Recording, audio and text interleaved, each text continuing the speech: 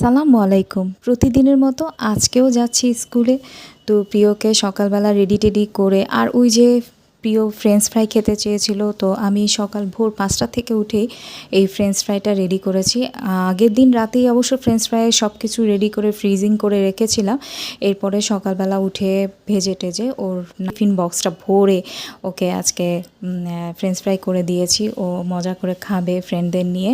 তো যাচ্ছি আমরা। তো আজকে যেতে যেতে এমন প্রচণ্ড আজকে দেখা যায় মোটামুটি আবহাওয়াটা একটু ঠান্ডা থাকে, সকালের আবহাওয়াটা খুব বাতাস থাকে, ঝলমল আবহাওয়া থাকে, কিন্তু আজকে এত কড়া রোদ।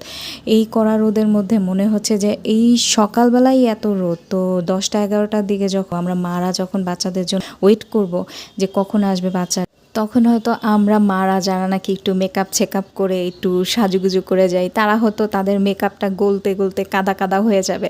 আর মেকআপ গলার অভিজ্ঞতা কার কার আছে? তো আমার মেকআপ আমি করি, ঠিক আছে, আমি সাজুগুজু করতে পছন্দ করি। তো যখন নাকি দেখা গেছে খুব বেশি ওয়েদারটা হট থাকে, তখন অবশ্যই আমি মেকআপটা তো ডার্ক নেই না, হালকা পাতলার মধ্যেই চলে যাই। দেখবো আজকের রোদের যে পরিমাণ ঝলক, তাতে দেখা গেছে আমি হয়তো হালকা একটা ফেস পাউডার ইউজ করব আর হয়তো একটা লিপস্টিক দিব। আর মেয়েরা তো সাধারণত লিপস্টিকটা খুব প্রেফার করে। দেখো এত রোদ, ছায়াটা আমাকে মনে হচ্ছে কেমন। তো কুকুরটাকেও ভিডিও করলাম, ভালোই লাগতেছিল যে পরিবেশের সাথে এই যে অ্যানিম্যালগুলো থাকে, হ্যাঁ, আশেপাশে বিড়াল কুকুর আমার খুব ভালো লাগে। তো আমি এগুলোকে খুব লাইক করি।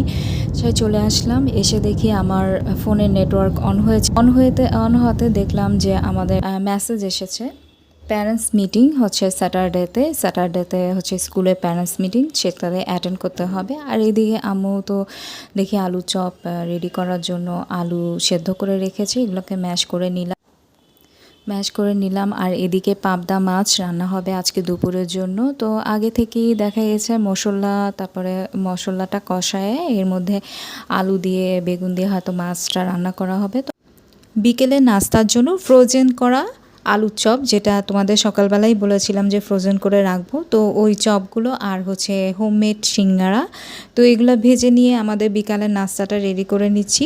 আর বাড়তি যেই আলুর চপগুলো সেগুলো হচ্ছে ফ্রোজেন করে একটা বক্সে সুন্দর করে রেখে দিচ্ছি। তো এরই মধ্যে দেখা গেছে আমার ভাজাভাজির কাজ শেষ। তো সবাই খাওয়া দাওয়া করে আমরা সন্ধ্যার নাস্তাটাও করে নিচ্ছি। দেখো সিঙ্গারাগুলো কতটাই ক্রিস্পি হয়েছে, আর সিঙ্গারাটা খেতেও অনেক মজা হয়েছে। আর হচ্ছে আলুর চপগুলো দেখলেই মনে হচ্ছে জিভে জল চলে আসে, এতটাই মজা। তো সন্ধ্যায় আবার প্রিয়কে নিয়ে পড়তে বসালাম। তো প্রিয়র পড়াশোনা, সামনে এক্সাম, অবশ্যই তোমরা দোয়া করবে। আর আজকে এই পর্যন্তই ছোট্ট একটা ব্লগ নিয়ে চলে আসলাম। দিনের সব কাজকর্ম তোমাদের সাথে শেয়ার করি। আল্লাহ হাফেজ।